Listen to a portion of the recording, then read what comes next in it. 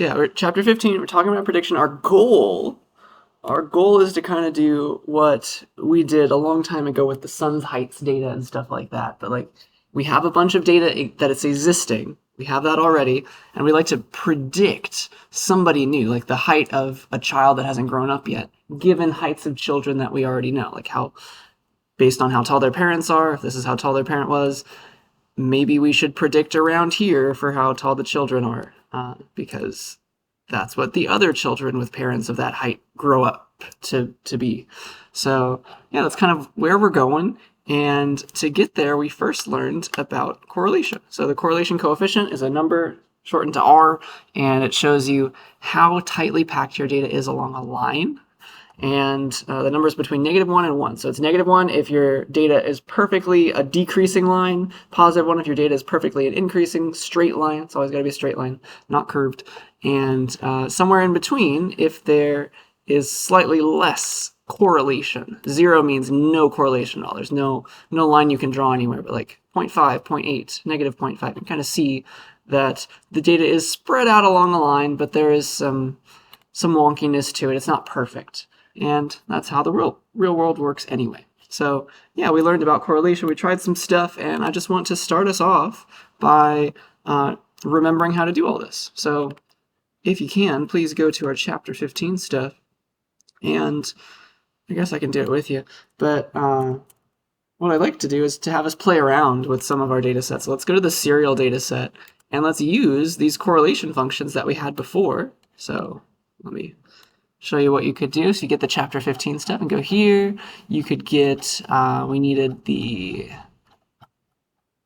standard units function. We needed to turn everything into standard units in order to calculate the R value, the correlation coefficient. So in terms of standard units, you're multiplying columns together and taking the average of those things. So that correlation function is what we need here. And now we have it.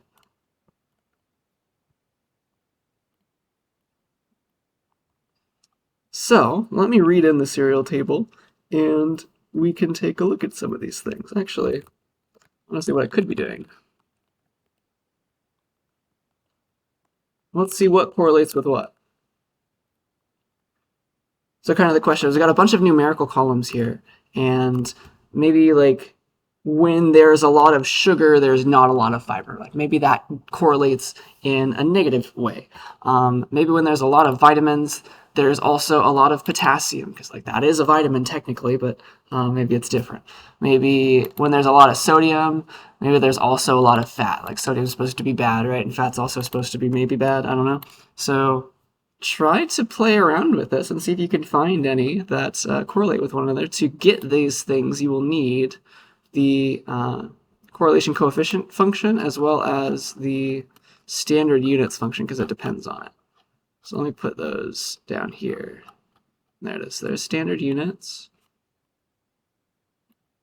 And then the correlation function as well does it nice and quickly for us. So yeah, I'll give you a minute head start to play around, but you can also do scatter plots to see like, hey, how do these things work out? But you have a number that you can get up now. So like, how does sodium correlate with carbohydrates?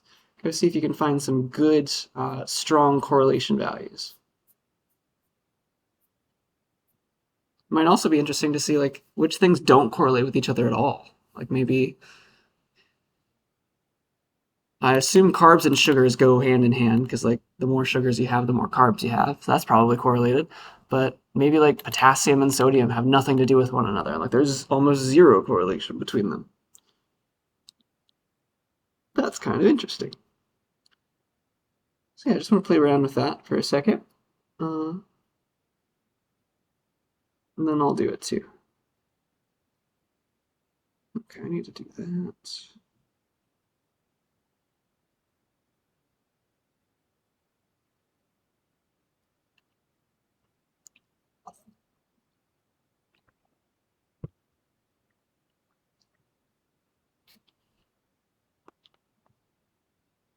Okay.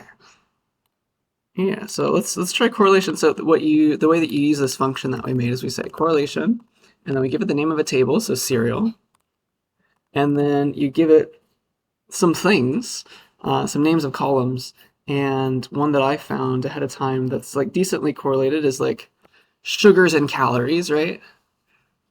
If you have a bunch of sugar, you're going to have more calories, so those should be correlated in some way. You can do it in any order. And you see we got like 0.5, and that's a decent correlation. You can always graph that to be super sure about what you're doing. So you can say, like, okay, 0.5 correlation. Maybe that means it's linearly correlated. Maybe it's some sort of other thing. Like maybe it's the graph of something that's non-linear, but just like we got 0.5 out of the deal for fun. Let's see. So we can also do a scatter plot just to confirm. We could have done that first as well. But yeah, that looks like a decently linear thing, and that makes sense, right? Sugars, I don't know, 1 gram of sugars is what, like 4 calories or something? I forget. But like that's the thing. When one goes up, the other goes up. And so it's a positively correlated thing, but not perfectly correlated because calories come from other things as well. Like maybe you had some cereals with mostly protein, mostly fat. Interesting. The highest one that I found was apparently fiber and potassium. They correlated super well. Maybe that's where potassium is found in fibrous things. So let's find that. Let's look at that.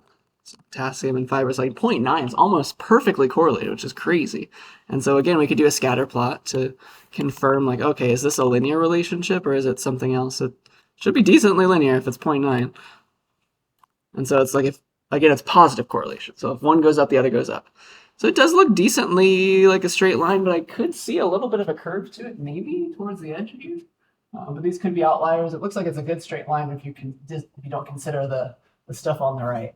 So are the things over here outliers, or do we just not have enough data? We might have to go to another store and look at their cereals and find out. But that's interesting. That was a cool one that I found. One that has nothing to do with each other is sodium and potassium, I found. So I assume you found some cool ones too. So sodium, potassium, that's the scatter plot. There's kind of nothing going on here. And if you do correlation, it confirms it. It confirms our fears that there is no. Hey, what's up? Where's some of that? It's a pretty small class. I did not expect the class to be one person.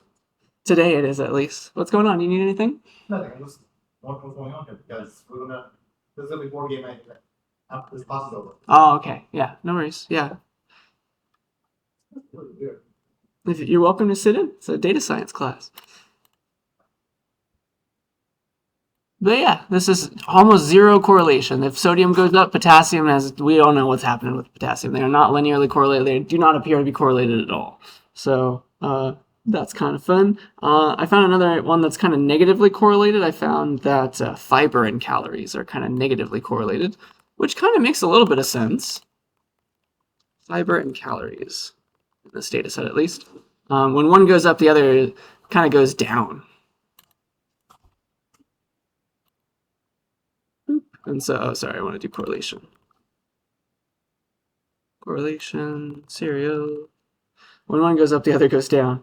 Because like if you add more fiber to your cereal, we as humans cannot digest fiber, and so that means the calories will decrease. And so there's a slight negative correlation there, which should make a little bit of sense. I don't know if it's linear. It looked a little bit linear, but that is totally a thing. So yeah, that's a fun exploration. We have this nice new number, right? This R value, this correlation coefficient, that is going to give us some interesting information, and it kind of corresponds to a graph. We don't have to immediately go to a graph anymore. We can look at the number and then be like, oh, okay, is this worth looking at? Which is kind of nice. So yeah, any questions about this example? Because I want to play around with this in different ways. Yeah, let's to get to what I want to do next, I want to teach you about loops in a different way. So I want to show you something weird, and we're going to go through it slowly, and I want to explain it. So here is some code. I'll put it in our notebook just for fun. in posterity, but I'm doing something weird in this code, and it's going to print this. And now I want to talk about why. All right, this is called a nested loop. I'm putting a loop within a loop. That's a little disgusting if you've never seen that before, but I promise it makes sense. So here is an entire loop within an outer loop, an inner loop within an outer loop. And this is a common thing that does some useful stuff to it for us. And I want to try to explain what's going to go on. One thing that it does is it tries a bunch of combinations. So here is this outer loop. It's we say it's iterating. It's going through and using this a variable to go through this array holding 1, 2, 3. And then within the inner loop, we've got another variable b that's going through the values x, y, and z. All right, and then in this innermost body of the loop, we're printing a and then b. So a exists from the outer loop, b exists from the inner loop, and we've got some value, like maybe it was 1 in x, maybe it was 2 in y, but it's going to print these values in this exact order. And I want to teach you why and how, okay? So what it's really doing, right, if you look at what's happening, it's printing out every single combination of a 1, 2, and 3, and then an x, y, or a z. See all that? So it's giving you all the options. There's 9 options total, right? So it's giving you all those options, and that's going to be useful because we do like to try every possibility, every combination of thing. And this will be useful for calculating correlations of like every possible pairs of column, every possible pair of columns. So that is where I want to go. So let's talk about why this works. Let's figure this out together. So let me slowly run this code for us. So like Python comes to this first line. It's like, all right, we're looping.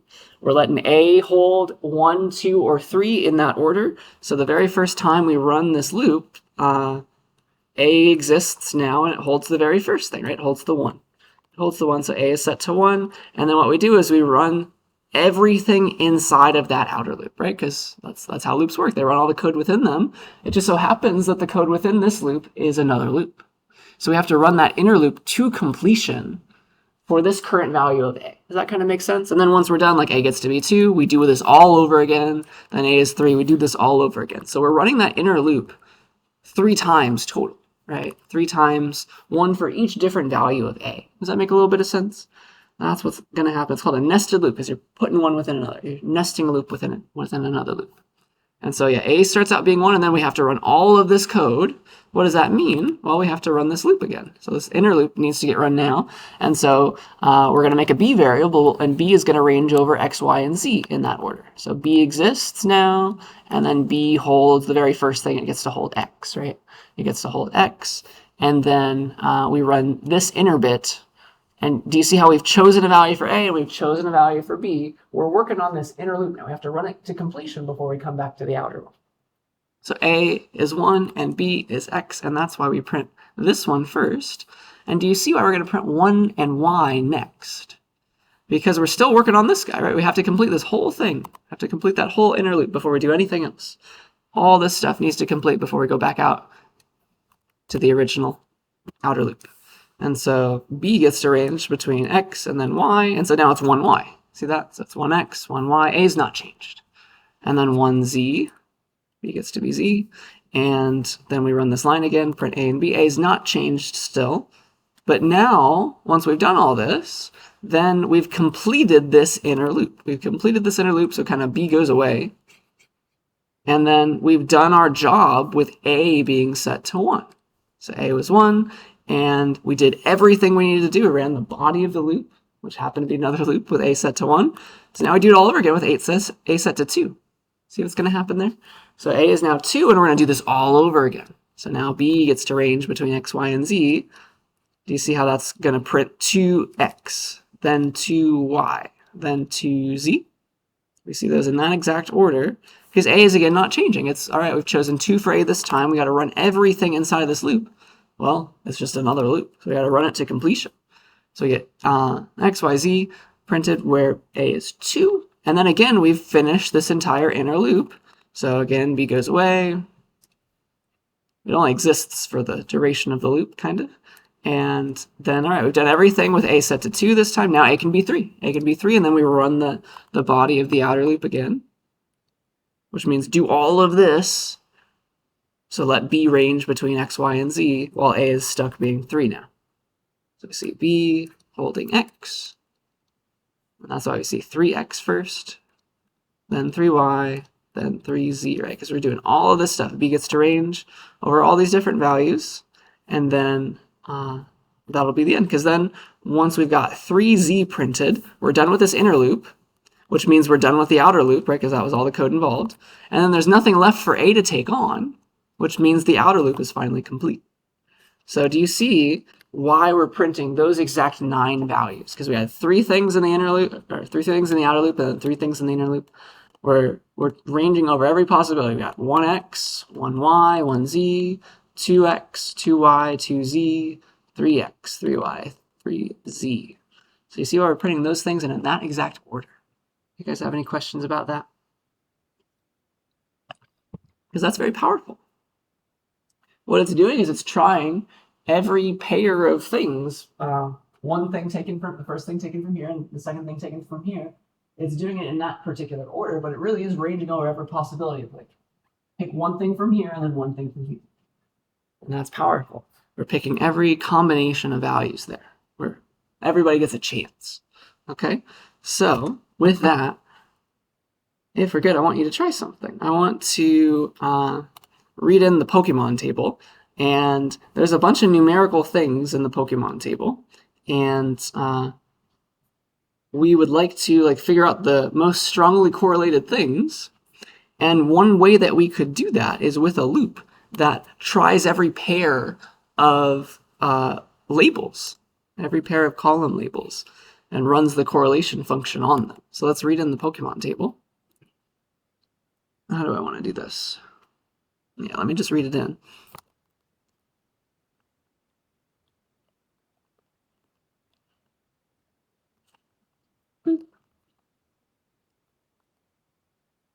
Pokemon. Here's the Pokemon table. And let's care about, we got attack, speed, HP, defense. Some of these are weird looking. They're like ones against something. I don't really care about those, but maybe you do. You can use them. Base, egg, steps are numbers. Like attack, that's a number that's varying a lot. Defense, that's a number that's varying a lot. HP, same. So you can look at every label if you want. You can be like Pokemon, I think it's dot labels. Yeah, here's like every label ever, but you could also make an array of just the labels you care about. So here are some labels that I care about, like attack and defense and HP and special attack and special defense and like speed. But you can pick others. Like here are maybe the things that I care about looking at. And what I think you could do, what would be fun, is try to make a nested loop that tries every pair. It kind of does something like this. Try to make a nested loop that goes through all of those labels. Like you can say like for A in labels, for B in labels. Do it all over again. So like A gets to be one of the labels, B gets to be another one of the labels, and in here you're now getting different combinations of those labels. Does that kind of make sense? Let me put that in a different color. And then you could run the correlation function on those things. So like for A in labels, or B in labels as well. So like maybe the first one that it gets picked is like maybe it's like attack and attack. Those of course are perfectly correlated because they're the same labels, but eventually it get like to attack and speed. Like it's going to try every possibility. And so in the innermost body, you have like the A variable set to one thing, the B variable set to another label of the column, and you could ask about the correlation of those two labels in that table because we got a correlation function. So give that a try, and yeah, pick some of the labels that you care about. Like I chose these labels, but you can pick any of the ones you like. I chose exactly these, but you could say a different one if you want. Oops. I guess I got to keep those around.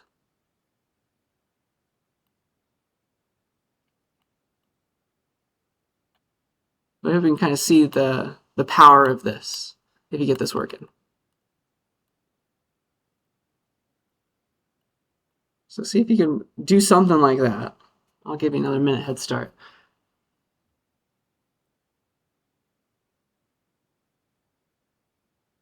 And I think that would be fun.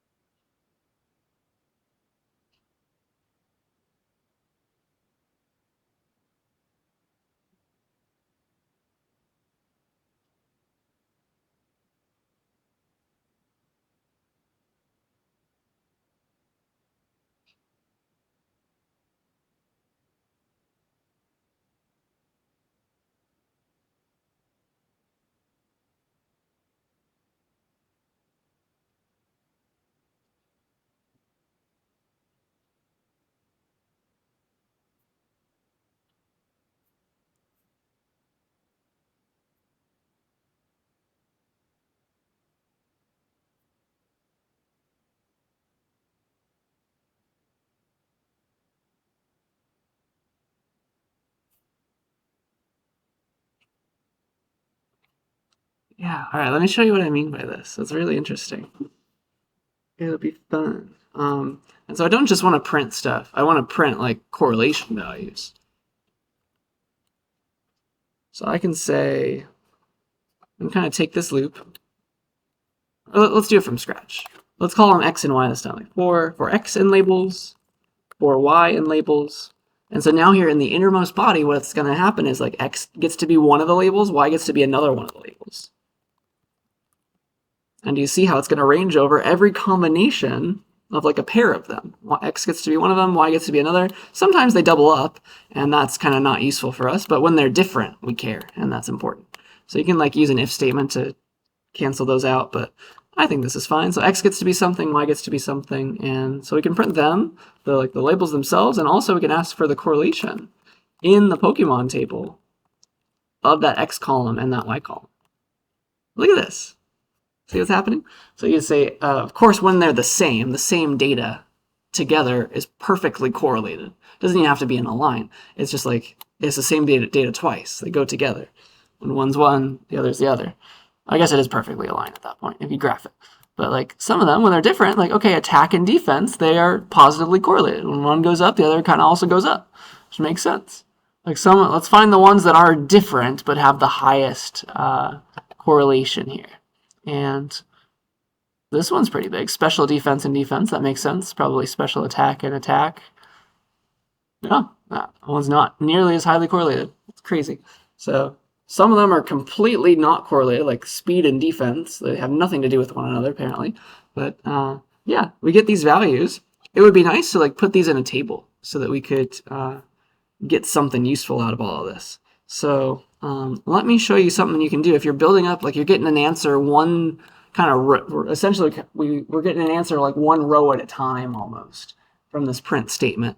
So let me show you that there's something you could do. I won't test you on this, but you could, there's a way to add to start with a table and then put some stuff in it. Row by row. That's something we haven't done before. So let's say I've got a table. You can say what the labels are in that table by saying labels equals this. Like, hi, mom. I don't know. I'm giving an array, but I'm giving a list. And this is just a blank table. There's no rows at all, but I've said that the labels are this in this order. And then you can do a dot append. So just like np.append, added a new element to a array. Append on tables will add a new row to a table, will mess with the table, I think. Yeah, it will modify the table. So you can append a bunch of stuff like 1 and 2, let's say. So append modifies the table and also gives back the new thing that it made. So here I just put one row in that empty table. We started empty, I added one row at a time. So this kind of loop will do that for us if we change it a little bit. So let's make a table called correlations of all these different rows, of all these different columns in the Pokemon table. So I can say labels equals, like say X and Y, and their correlation between those X and Y things. And so then I can take my loop, and instead of printing, I can say, hey, let's, to the correlations table, that is empty right now, append a new row with these things, please. So I'm using these square brackets, which means list in Python. It's just like an array almost. So you could have also said make array here, just to give a bunch of things at once. But I'm given labels and then the correlation value, and that's perfect. That's what I wanted here. And so once I've done that, I've got this correlations table that's been built up. Isn't this cool? You can see all these values now, and they're in a table. So I can say .show. I get them all. And now because they're in a table, I can sort by correlation, which would be nice, right? So that's how you build up a table a row at a time. But now we can see, okay, these ones are where they're the same. That's kind of useless. But special defense and defense, that had the highest correlation out of any of the possible columns that we considered. That's kind of cool. Nice. Special defense and special attack. You see that they come twice because you did them in both orders. There's a way to get rid of those as well, but that's okay. It's just been duplicated. what are some of the least correlated things? We have nothing that's negatively correlated here, which is impressive as well. It looks like speed and defense have kind of nothing at all to do with one another, which is interesting. But special defense and defense, whatever that means. Defense and attack as well. Makes sense. If you're strong, you can attack well as defend well. So, makes sense. That's kind of neat. So, you kind of see how we built that up. So we started with an empty table. Again, I'm not going to test you on this particular kind of syntax, but this was useful because we did this nested loop to build up this table with all these correlation values, and then we could, because they're in a table now, we can sort by stuff. That's very nice. So yeah, I think that's the first thing I wanted to say. That's a fun little example. So let me let me show you a potential pitfall if we're ready for that. So this is nice. We have a correlation. Is like it's a number that tells us how nicely aligned our data is, linearly at least. So we know that one potential problem is that our data could secretly not be linear, but it kind of has a strong correlation value still. And we have to watch for that, right? We have to watch for that by making a scatter plot and like looking at it ourselves. But let me show you another possible issue that could arise when you're using correlation values. Sometimes you might have a strong correlation, like something really strongly correlates like positively or negatively with another thing, but it might not be really as strong as the numbers say at the same time, which is crazy. So let me show that to you. There's a good example of SAT scores. Let's see here. So if you had to take that test, let's see. Don't misinterpret the R values. They stopped using the SAT, right? To get into college? They don't really count it anymore, right? But it still exists, right? Okay, so it could help you if you got a good score, maybe. And if you don't get a good score, then just don't send it. Okay. Interesting. So I was forced to take that for sure back in my day, but that's good that you guys have options now. So let's see. Let me read in this table of SAT scores from 2014.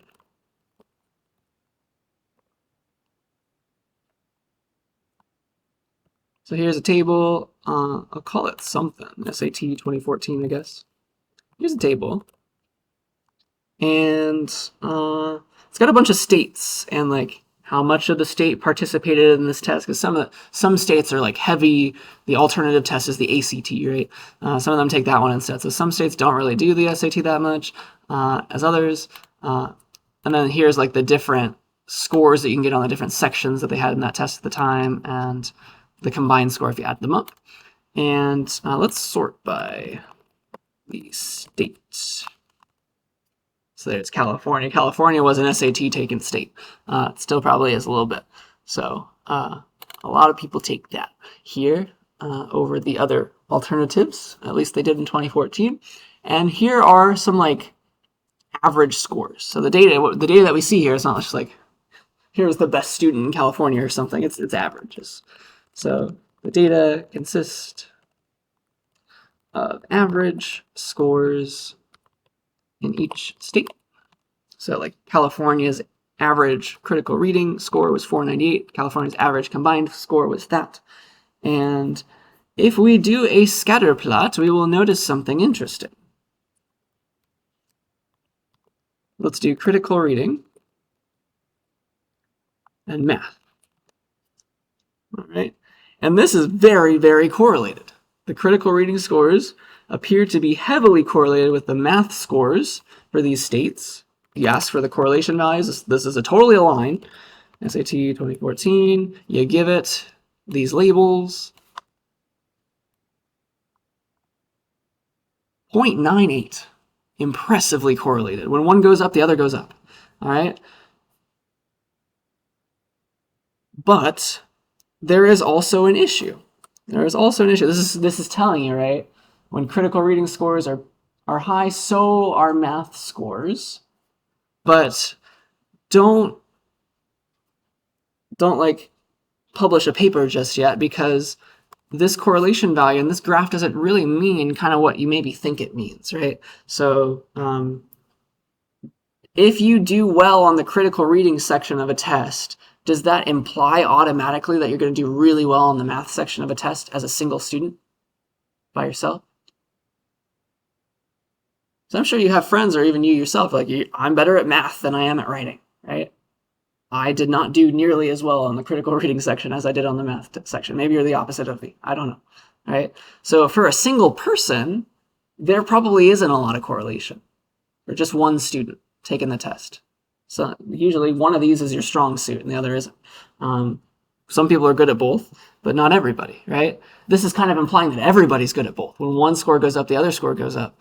But that's not really true, all right? What's happened here is this data set is comprised of averages, and those averages are kind of messing with your interpretation here. So we have to be very careful, all right? So these are not scores of students. These are average scores of states, right? But states don't take tests as one chunk of a unit, right? States don't take tests. Students do, right? So all the students here have been lumped together. Let me just write all this down for posterity together. So all we can say is that there's a correlation between the average math and reading scores. Does that make sense? The difference there is not saying that, all right, if students do better at critical reading, then they also do better at math. It's saying that on average, a state where the students do better at critical reading, on average, the students also do better at math.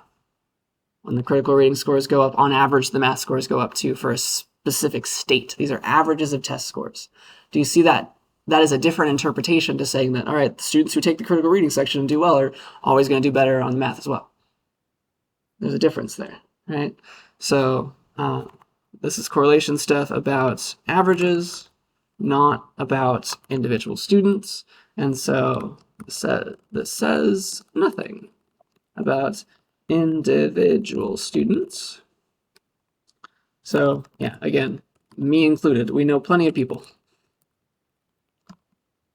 who are good at one of these subjects and bad at the other.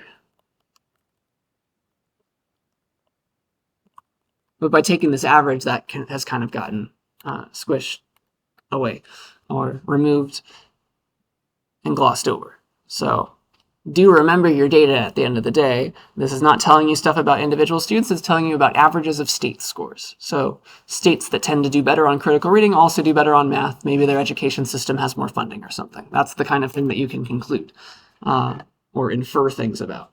It's not about student scores in particular. Okay, does that make a little bit of sense? So that is, even though that correlation was super strong, it didn't really mean maybe our initial thought. Our initial inference was not maybe true. So yeah, with that, I'm finally ready to do prediction based on lines. Are you ready for that?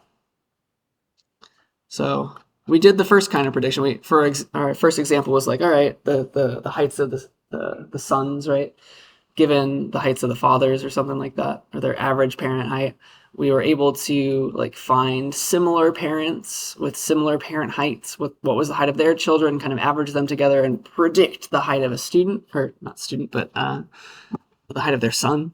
And our goal now is to draw the best possible line. That the other option for doing this is to draw a really good line in between things and just like look on the line now, extrapolate based on, all right, if we got a value here, and this is the best line that goes through the data, then all right, if we have an average parent height of this, let's just predict if this is the best line that goes through everything, predicted the child is going to grow up to be that tall. That's like the best one for a linear relationship. So that is our new goal. All right, that's another way of doing prediction. That's what I want to do next. So next goal is I want to draw the best line through data that we know is linearly correlated, because if it's not linearly correlated, then there's no good line, right? But if there is a linear correlation, then we can draw the best line through the data, the one that fits the best. There's a good definition of best. And we can use that for predicting things. Like if we had some linearly correlated data, decently strong, we can try to find the best line that goes through that data, all right? The best line that goes through that data. Pretend that's a straight line. And our goal now is like if we have some new data points, like a new x value, we want to predict the y, like here's our new x value, you just read it off the table. or you read it off the line. It's like, okay, this is the best prediction for that. That's the best line that goes through this data. Or like if this is another person, we want to predict the y value for this x value, we'll just read it off the line. That's our goal. We want to draw the best line through the data so that we can use it for prediction. All right. And we're going to get something interesting out of our R value, out of our correlation coefficient. It doesn't just say how closely packed our data is. It also kind of describes the slope of the line, which is kind of neat and cool. And yeah, I want to show you a few things. Remember that R is a value that didn't really depend on the units of the data because we brought everything into standard units. And so I also want to show you that this line that goes through the data in the best way doesn't really depend on anything either. So yeah, let's talk about this. The best line that goes through the data is called the regression line because we're doing regression, remember. The definition of regression is you're just using one numerical value to predict another numerical value. All right, this is a new kind of regression. It's called linear regression. So there's a bunch of equations I want to teach you, but let's start with just looking at the line itself.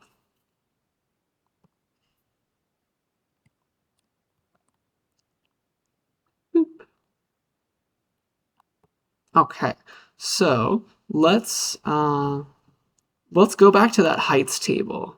Where was that? Average parent height and child height. There it is. Oh gosh, I need family heights. There. Surely that's fine. I've read that table back in. So we got average parent height and then the child height. All right. And you know that we've already done the one of predicting using nearest neighbor regression. That was this idea. Where was it? This idea of like, go find the average parent heights that are similar to the one you're going to look up and try to predict for, and then take the average child heights of those for the children of the parents whose heights are similar. And so that's what we did. That was nearest neighbor regression. We grouped them based on closest things. Let me just copy all that down here so we can see it again. We made this like predict height function. I'll just put all this here. We made the predict height function. We made a table of heights with our best predictions for them. And then we did a scatter plot of all that.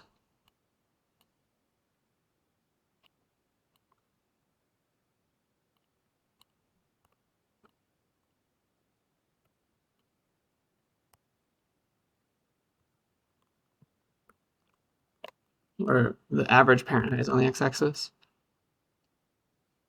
So remember that this predict height function, this is a nearest neighbor prediction.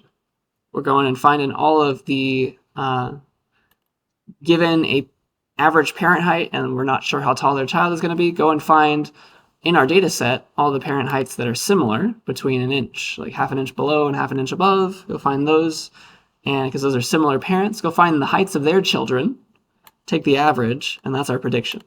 And so here is that kind of nearest neighbor prediction. We've kind of almost drawn a line, which is interesting in itself because this is very linearly correlated. So our goal is to do something like this.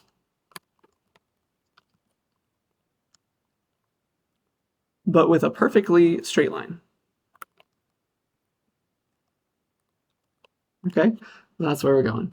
And it's going to depend on this correlation coefficient value, this R value that we know how to calculate now, where things are in standard units. So we've gotten rid of units as well. And so I need to show to you that like when you try to draw the best line through the data, it doesn't actually matter if you keep the same units or you switch to standard units.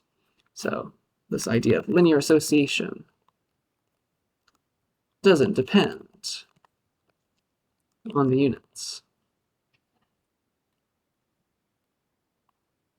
Let me show that to you. So let's take this existing table and convert everything to standard units. So we did that at the start. Let me just steal that function and put it here, even though I've already got it defined. This is how you put something in standard units, right? You take and you find how many standard deviations are the values away from the mean. So here's my standard units function. And let's turn this heights table into, because here's like our current heights table. let's turn it into standard units. Let's turn this, instead of inches for each of these columns, let's turn them into standard units. So the first one is, let's make a new table called like heights in standard units. So let's make a blank table and then add in these columns in standard units instead. So mid-parent in standard units is, how do we get it? We call standard units on the mid-parent column of the original table. Heights dot column mid-parent. And then we'll do the same for the child heights. This is the child converted into standard units. It's not in inches anymore. It's going to be in standard deviations away from the mean. So that's what we get. It's the standard units. And so now, all these values, they look like this now. All right, so some of these are some very, very tall parents, almost 3.5 standard deviations away from the mean. Crazy. They had some decently tall children as well, almost 2 standard deviations away from the mean of child heights. So that's pretty cool.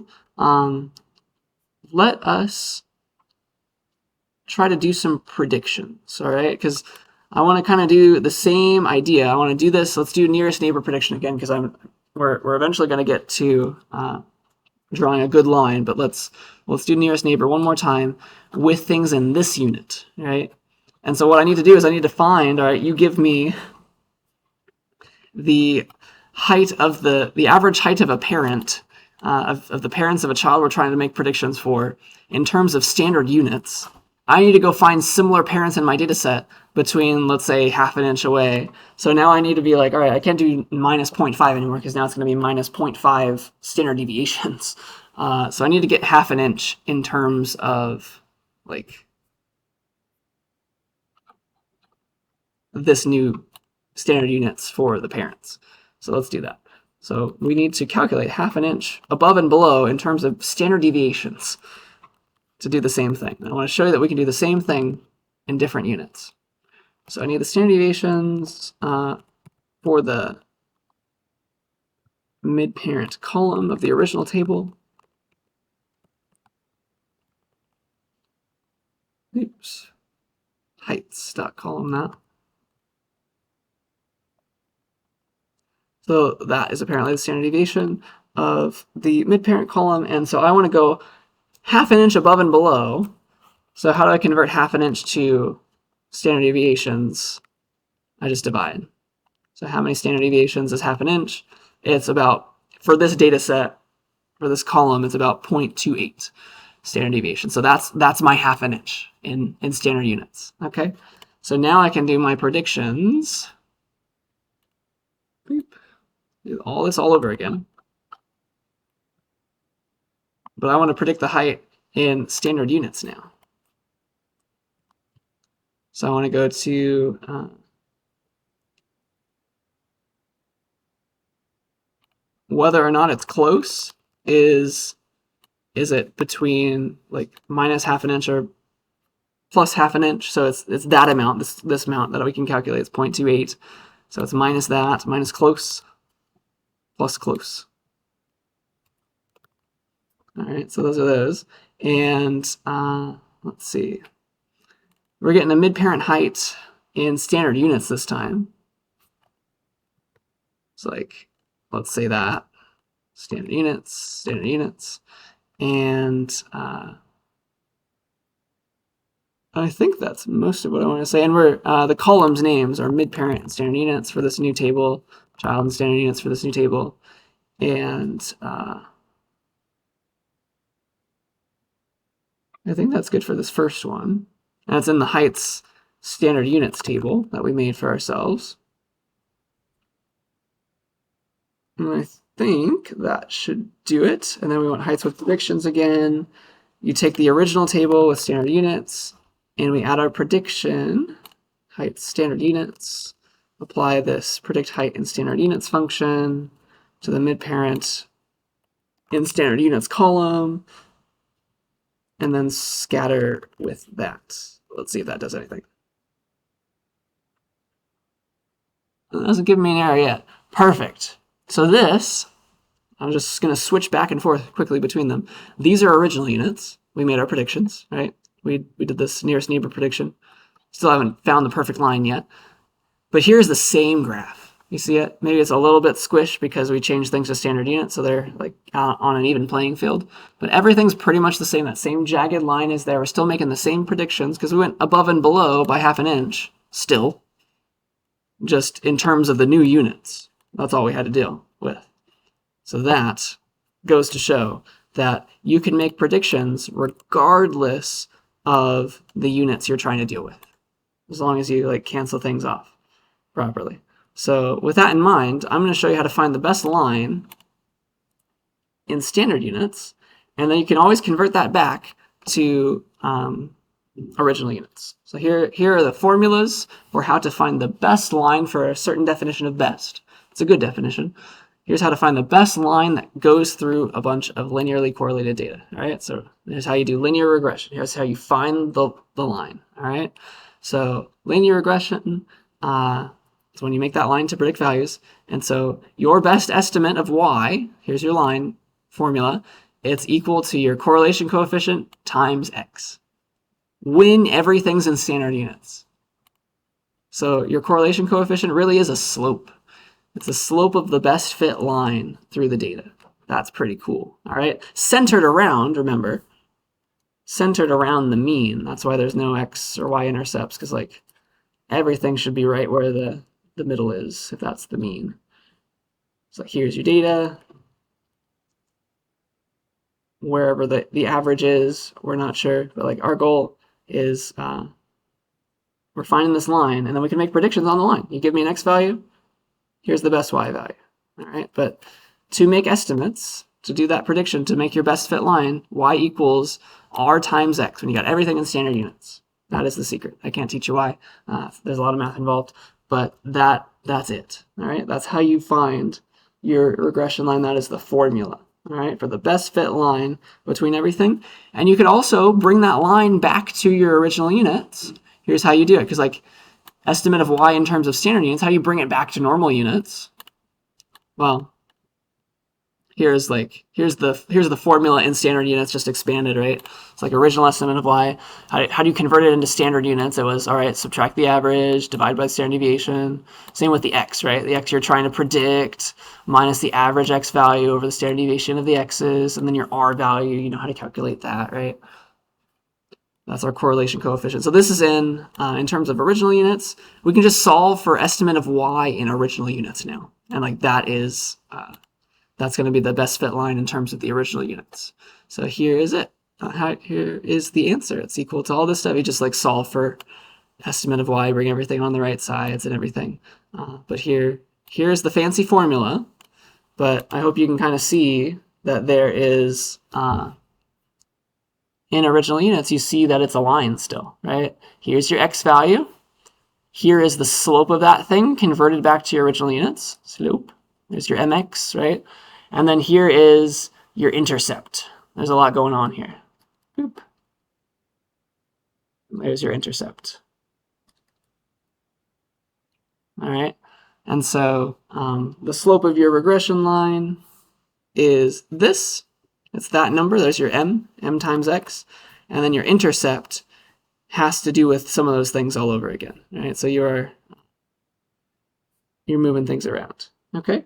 So I think that's what I wanted to say. So the intercept of your regression line is your average y minus this slope times average x, because that's just slope all over again. So those are your formulas. Something to maybe write on your cheat sheet for the final or something, or just remember the functions that I'm about to show you. Like that's how you do linear regression.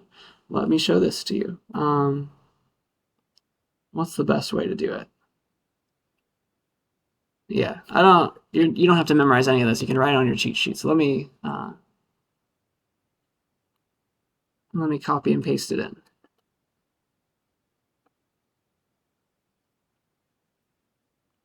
Boop. Formulas for the regression line. That's kind of cool. These are giving us formulas for how to find the best line between all the points of your data set.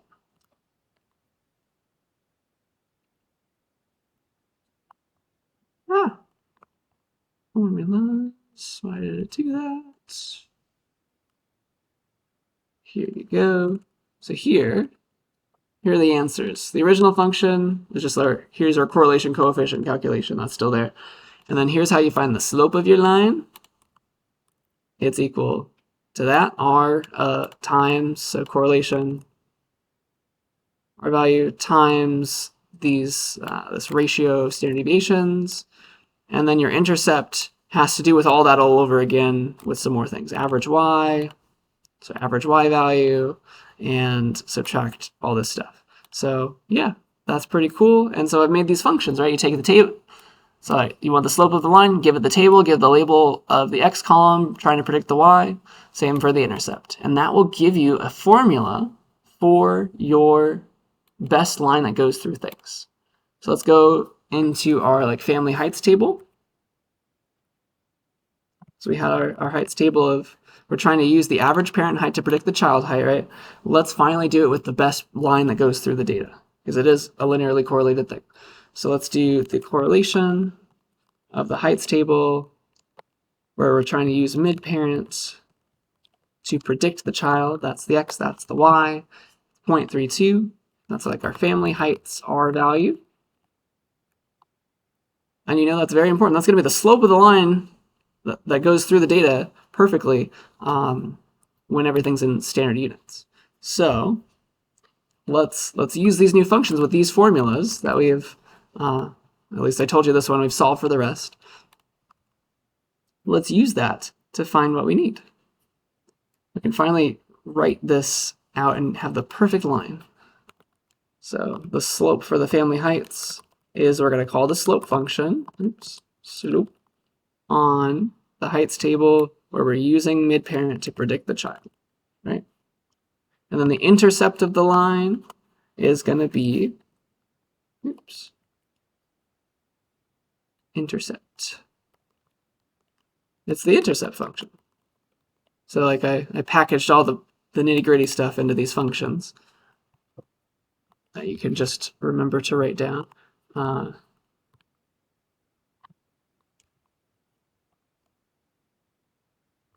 And here is, oh gosh, what have I done wrong?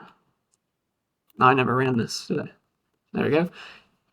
Here are, so it's y equals, in original units, this times x plus this. Here's the slope of the best fit line through the data. Here's the intercept of the best fit line through the data. That's pretty neat. And so now we could use that to make predictions, right? You give me the height of a parent, or the average height of some parents. Here's the line. We could read off the line what's the y value that we predict under that x. So let's say we've got some parents that come in, and we say that we find out that the average height of two parents who have just had a child and want to have a prediction for how tall that child will be is, I don't know, the average parent height, let's say it's exactly 70.48 inches, all right? We could use this line to make a prediction for them now. This is the best line that goes through the data, so we can take the slope, multiply it by that, m times x, plus the intercept, and that becomes our prediction for the height of their child. Isn't that cool? We're going to predict then, through the best line that runs through this data, so it's an estimate, it's never perfect. Well, we're going to predict that this child is going to be about 67.5 inches tall when they grow up. That's pretty neat. And that's another kind of prediction, all right? So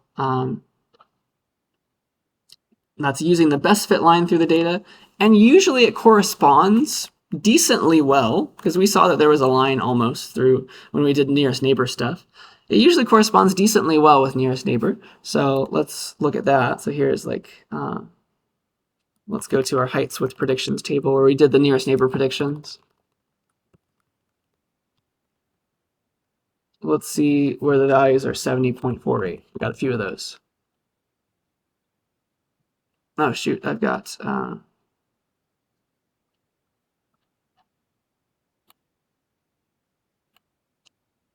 probably should have renamed this this is with standard units predictions. That's what I should have called this.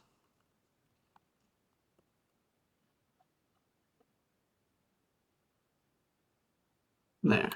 Let's go back to the original table where we're comparing. Where was that? This one. There's the original heights with predictions table. We got some of those values. There we go.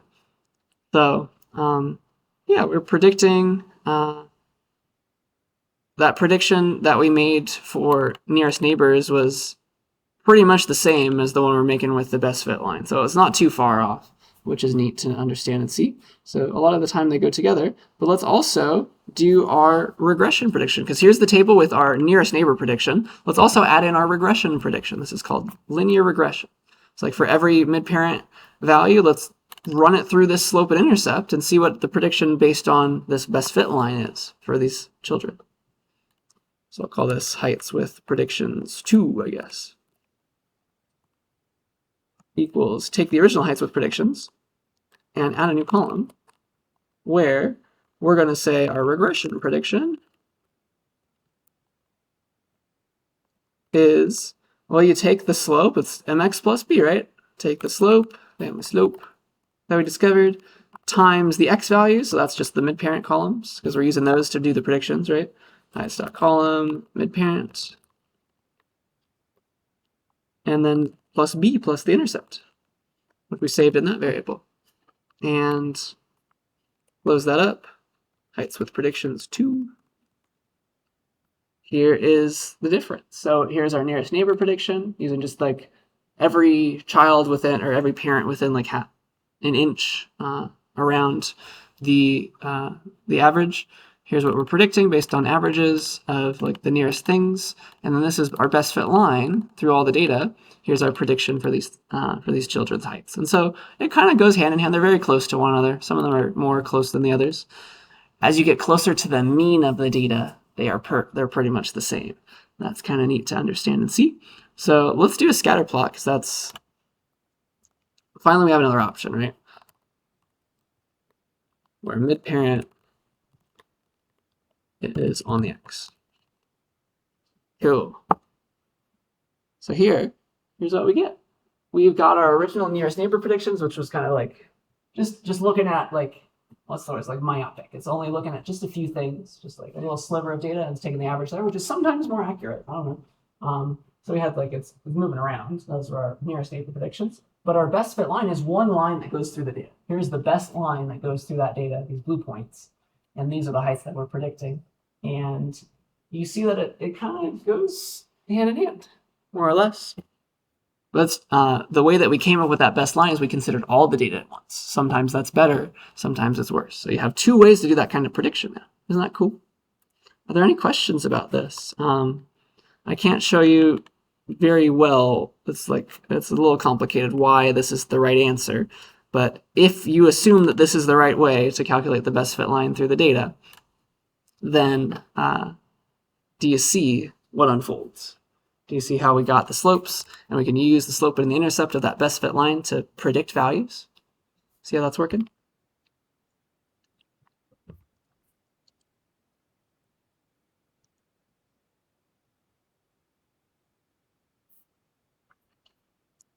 All right, because I do want to show you. I do want to show you like why this is the right answer. I'll prove it to you empirically, but let's get started with that. I would like to teach you about errors. Oh, by the way, before we get there, there is baked into the scatter plot, there is a way to calculate the best fit line and just like show it over everything. So you can say, let's go back to our original heights table. It's like original heights table. You can say, and this was part of the documentation, we just never looked at it, mid-parent, where child is on the y, that's still the same thing. And then you can say fit line equals true. And that draws that exact line, just as an actual line though. So that is how you, that's a way to very quickly visualize the regression line, if it's not. Because sometimes it's hard to pinpoint exactly where it should be. You could do it the long way like we did, or you can just have the library do the thing, okay? All right, so yeah, let me show you something, and this is going to lead into why this is the right answer for the best line through the data. I want to teach you about like what happens when you get things wrong, how to measure how wrong your prediction is, because you can run your prediction like we did with your original data and it's not the same, right? This was the child's height was 73.2 inches. Our regression prediction was not as much, right? And we're off for a lot of these guys. 68 inches. We did predict that pretty well though, which is nice. Sometimes we're on, sometimes we're off. So we can talk about how far off we are. You know that your estimate is never perfect unless your R values are perfect. You have -1, everything's along a line already. +1, everything's along a line already. You can't go wrong. But if your R is anything but those, then you're imperfect in your estimates, right? And you can measure how imperfect you are by calculating a special number, and that number is called the error, okay? So error is how far off your estimate was, and so your error calculation, the way that you do it is you take the actual value, like you try to do the prediction for a data point that you already know the answer for. You take the actual answer ended up being, like the height of the actual child, minus your estimate, your regression estimate for the child maybe, and that gives you how far off you were. So some errors ended up being positive, some errors ended up being negative, like we were off, it should have been bigger, but we made it smaller. So it should have been smaller, but we made it bigger. That's how you calculate the error of your estimate. Okay, so let's start with that, and then I'll show you some stuff. All right, I've got a data set, and I want to talk about errors in estimation. I guess this is still a subheading.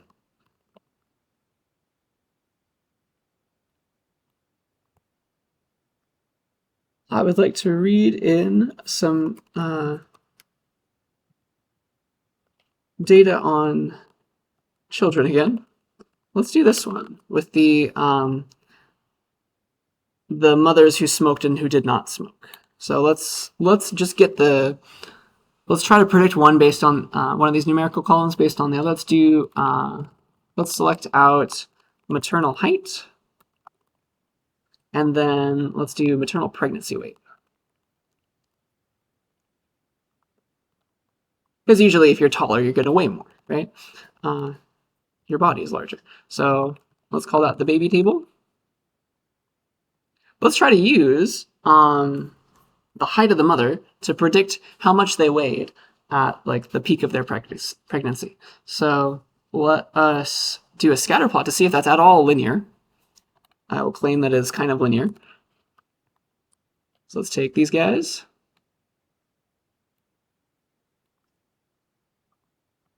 So here's the scatter plot, and you can kind of see that there's stuff that's a little far off, but it looks like there's a line that goes through this. If the mother is taller, she will weigh more.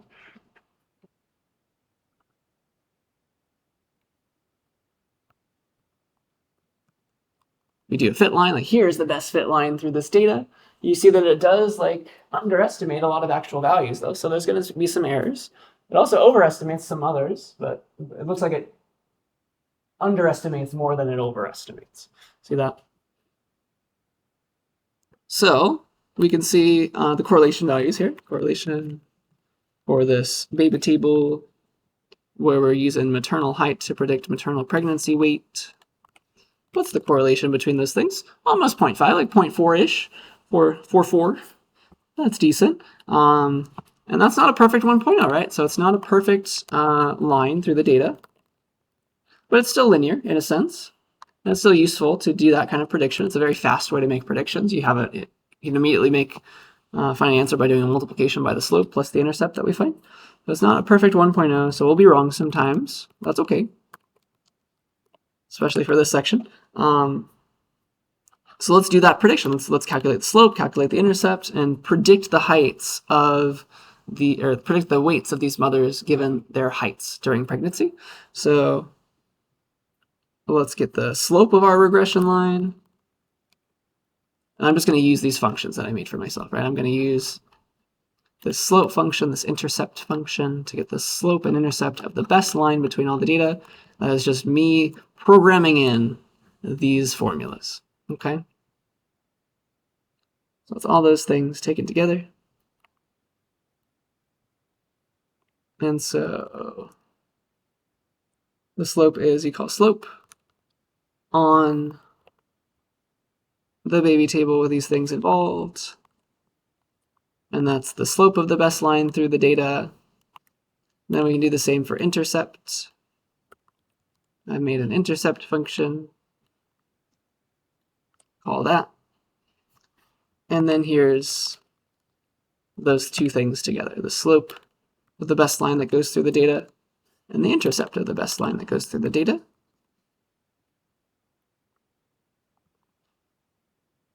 So there's the slope, there's the intercept, and now we can do some predictions for each of the babies that are actually in this data set. So gosh, what's the best way to do that? So I'll take the original table, baby, let's add a new column. That is our linear regression prediction. I'll just say linear prediction. And the way that we calculate it is we take our slope, it's mx plus b. So m times the x values, which is just like the values of the maternal height column. And then we add in our intercept. There's our mx plus b. There's our predictions. And so we've added this linear prediction column here. Sometimes it's on, sometimes it's off. I'll call this table baby with predictions. So that's the table itself, and we can do a scatter plot on maternal height as the x again.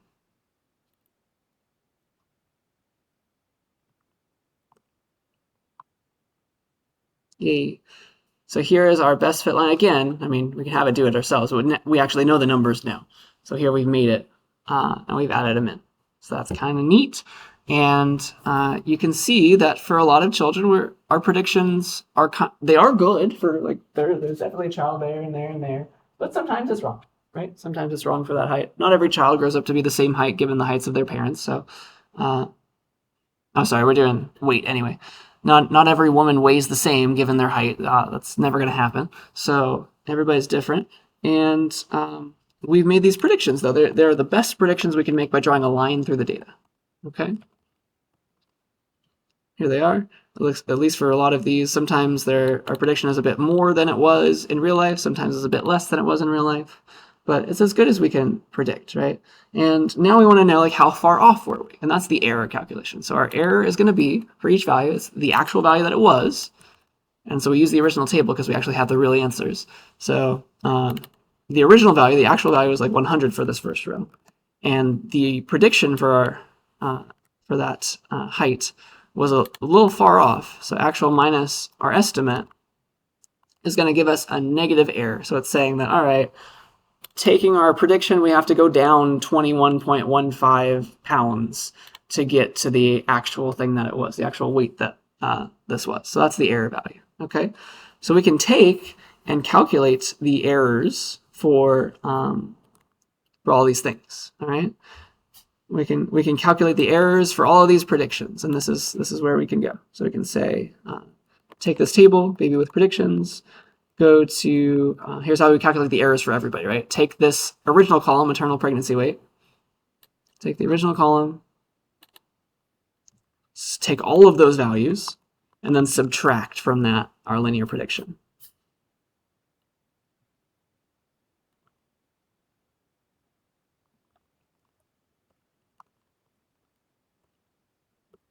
There we go. And so here's all the errors. There's a bunch of them, right? Sometimes it's negative, sometimes it's positive. That's how far off we were for everybody. And so that's my errors array. And we can add that to our table. So like here's the original table. Let's add in our error as another column. Error, we'll put in the errors.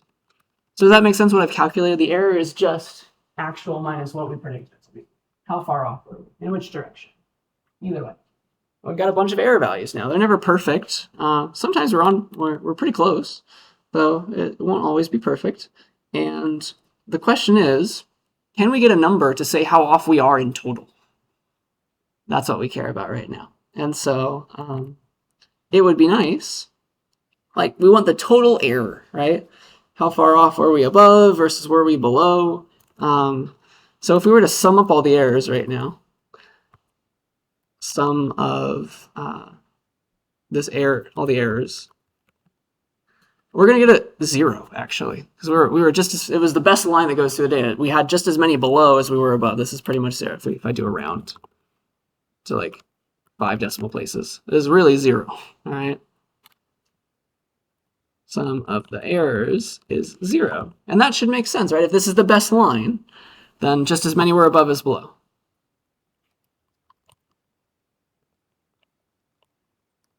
Just as many points were above as below, and so they cancel each other out. And I'll explain more about that later. But the sum of the errors doesn't give us a number that we care about. That's useful. So the sum is 0. It's always 0. It's useless to us right now. So what we would like, because some of these errors are positive, some of these are negative, we don't want them to cancel out because the best fit line cancels them both out because it was supposed to go with just as many above as below. So again, the age-old question is, do we absolute value to take the negatives away, or do we square to take the negatives away? And so in statistics, usually they choose to square. That's just like we did before when you had this dilemma. We're going to square the errors, and then we'll take the average of the squared errors and take the square root. So this is just like when we were doing standard deviation. So this calculates a number that tells us how far off we were in general for the entire data set for our prediction. It's called the root mean square error. And again, you read it backwards.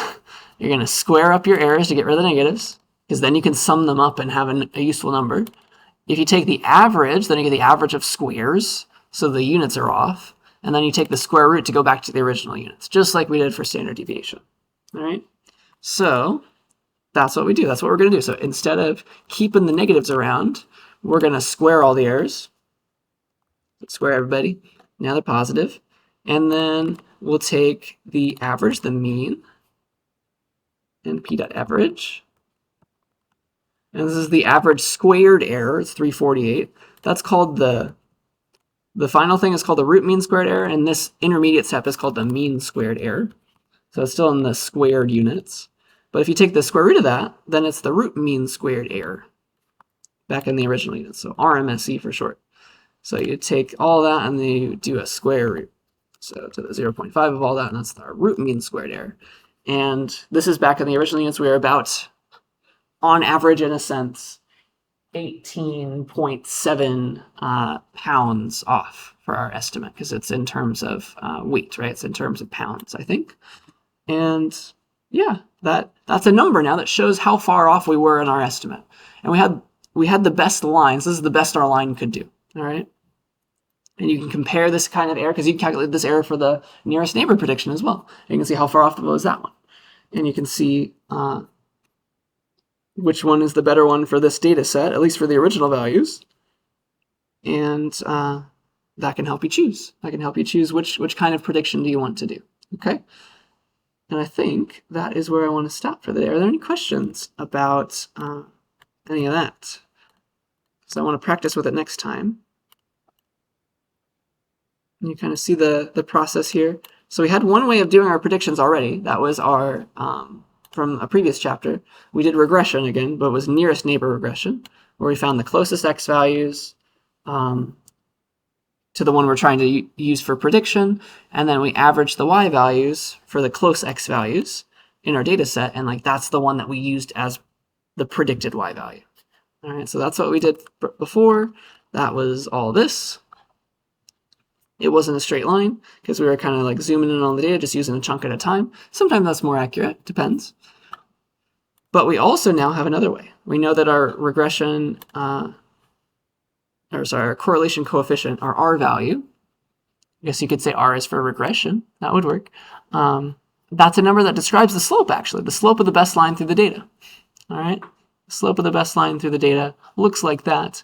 And here are the formulas. So it's, again, another way to predict. So here is the formula in the original units. Is a little weird, but you can just like make some functions, never worry about the formulas again. That's how it works. That's how you can make predictions based on the best line that runs through the data, because that's what this is calculating. It's trying to find the best line that runs through the data in terms of something. I'm going to describe that something next time. But at least I'm pretty sure, yeah.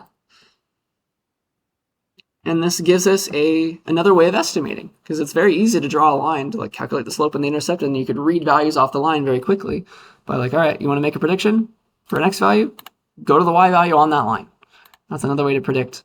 But it's never perfect, just like any prediction method is never perfect. And so you could use the original data set to figure out how far off you were by calculating errors.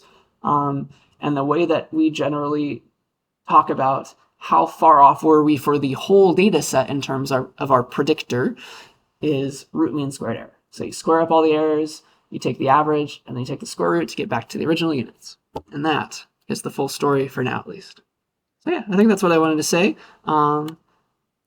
If we are good, I believe that is where I want to stop. We'll come back and we'll just do some examples to start off next time. I want you to calculate root mean squared errors. I want you to do some predictions.